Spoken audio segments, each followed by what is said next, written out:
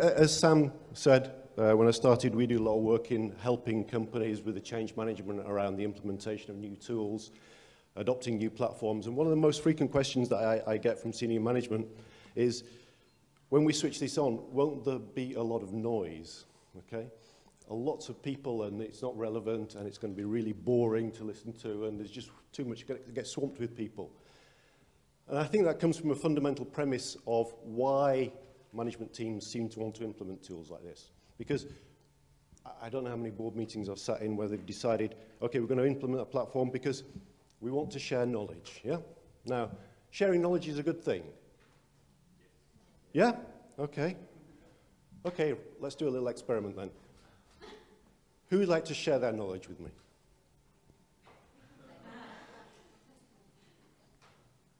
Go on, share your knowledge.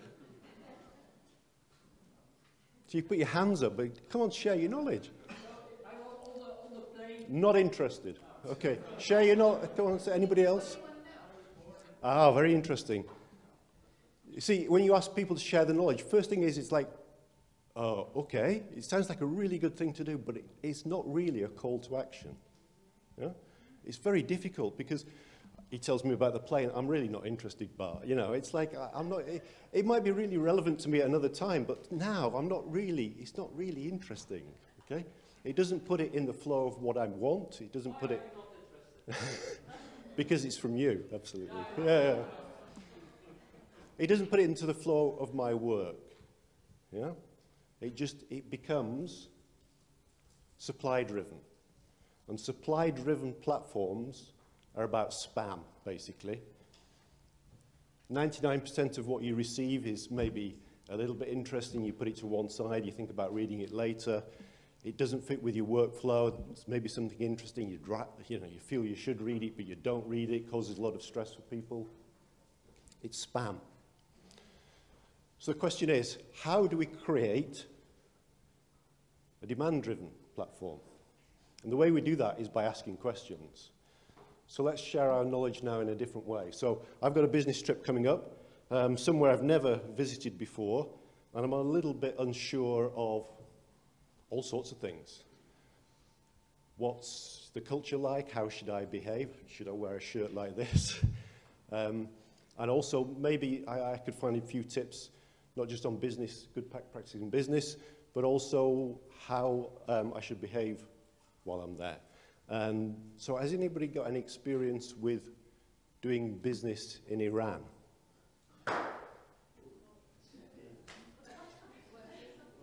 You haven't got a microphone. Oh, and somebody else as well. Okay, very good. Could you tell me a little bit about working in Iran? What are the couple of takeaways that I would be really useful for me?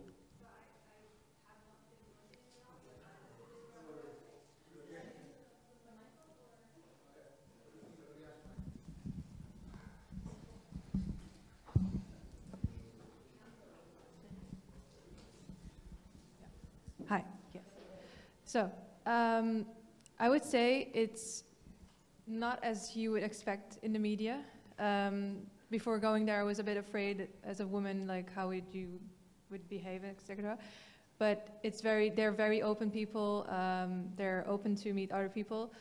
I would say as a man doing their business, probably just let the woman come, and if they want to give your hand, then accept that. If not, then great, thanks, Sarah.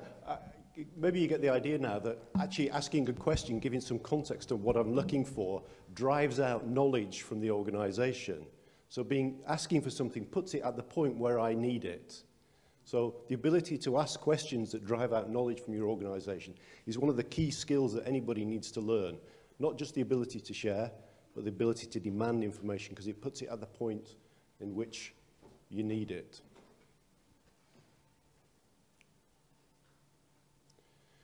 Now, has anybody seen this thread on Twitter? No?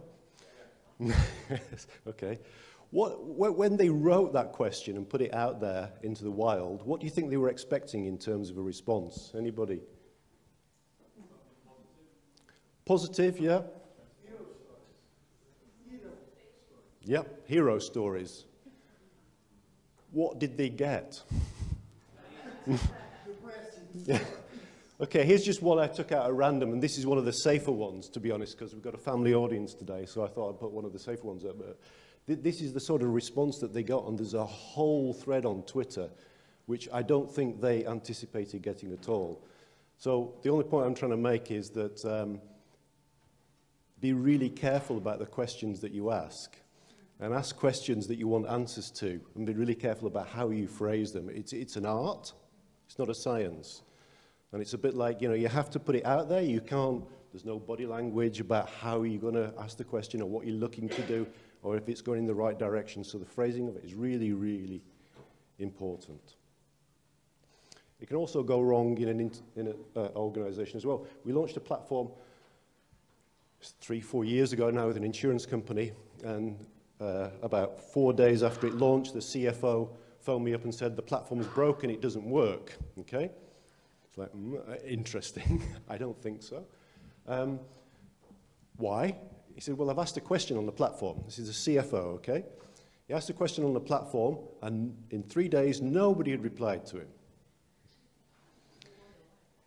The question he asked was, and this is a test for anybody who's paying attention and is still awake from after last night, who can name all our competitors? Now, why didn't he get a response to that question? Afraid? Yeah, CFO. Am I going to mess up in front of the CEO? No, okay. Any other reasons why people might not respond? Yeah, you know, it could be like 3 months of an assignment to try and find all the competitors. Yeah? So it takes a long time. You don't want to look stupid, especially if you miss something really obvious. So nobody responded. So we said, maybe it's not a technical issue here. We have enough of those in other areas. Maybe we can just rephrase the question. So we gave some context. I'm creating a list of competitors because context is always really, really important. Why am I asking this? Am I asking it to test you and see whether you know? And we're asking it to create something that's really valuable to the organization. Can you, important, addressed at individuals, add a name of a competitor you know as a reply to this post? Within 2 hours, he had 85 names on the list. So just how you phrase the question, the context that you give to it is actually really, really critical to driving the knowledge out that you want from the organization. I'm going to tell you a story now that takes it up a little bit of level, because it's quite a simplistic way to look at it, quite a simple question, very easy to answer, and put it into the leadership context. And this is a story of one of our clients working in the travel industry. And just to give you a little context on them, very fast-growing company. They've doubled in size every 2.5 years for the last 5 or 6 years.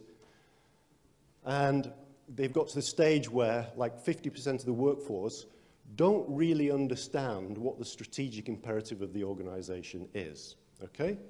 They're very clear on what it is that they do, and generally it's software related, but they don't really understand what the organization is trying to achieve.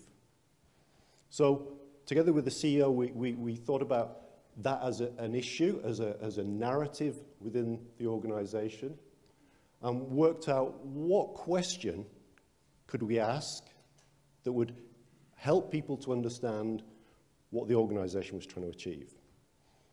A couple of things about the organization. Every job description says, must love travel, okay? So the people who work there love traveling. It also says on every job ad, must love travel. So you've got 20-odd thousand people who work there who love traveling.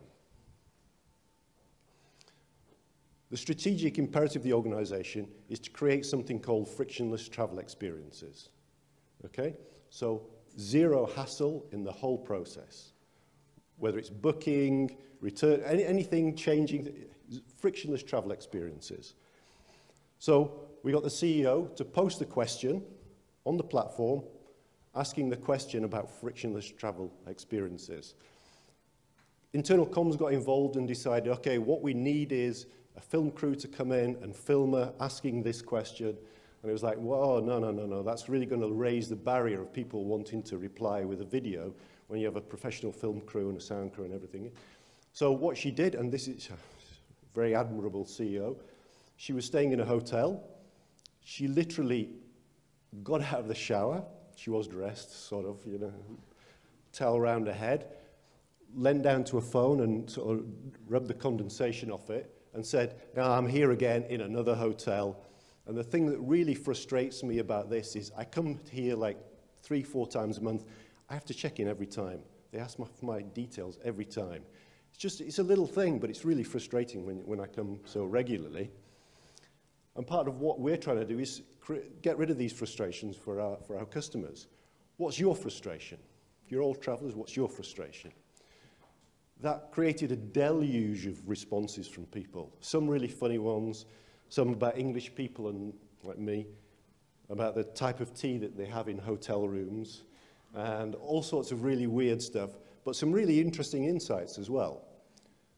We curated all that information and identified 10 areas where the business could actually do something from a technological point of view to reduce those frustrations. One simple question: raise the profile of what the strategic intent of the organization was and actually solved a business problem. I think there's been a lot of talk, yesterday especially, about why leaders participate and don't participate. Our take on it is that they don't participate because it doesn't solve a problem for them. Asking them to blog, asking them to write stuff, it's all extra activity. For her, her big item on her agenda was trying to raise the profile of what the intent of the organization was or is. And actually, that was very successful in doing that. The byproduct of it was 10 new innovations in terms of technology. So why doesn't this happen in more organizations? Cute picture of the dog at the end, okay? It's getting close. I think one of the main reasons is that actually most people feel they've been employed to answer questions and not ask them. And I think that's a really fundamental shift that's going on at the moment, that actually the ability to ask questions that drive out knowledge is one of the key leadership skills that needs to be developed. Because I see so many people, I'll tell you a little story. So we were working with one of the banks. They had appointed a new chief innovation officer. And he said, what I want to do is I want to go onto the platform on my first day and do a Q&A session. Okay? And I was like, well, are you sure you really want to do that? Sure you really want to sit down with 75,000 people asking you questions with no preparation at all? Yep, absolutely, completely transparent. So, okay, maybe he wouldn't, you know, didn't want to listen. Sat down, first question to him was, could you please explain the innovation strategy for the next 5 years? Now this guy, you know, I've got not 2 hands. His typing was literally 2 fingers. 15 minutes later, no responses from him, and 60,000 people going like, is there anybody there? What's going on? Just imagine if he turned that round and started off by saying, I've got to develop an innovation strategy for the next 5 years. What are the key areas that our competitors are doing that we need to focus on, that we need to look at? Just imagine the knowledge that he would have driven out from the organization. Questions are the key to unlocking knowledge and driving strategy in your organization. Thank you.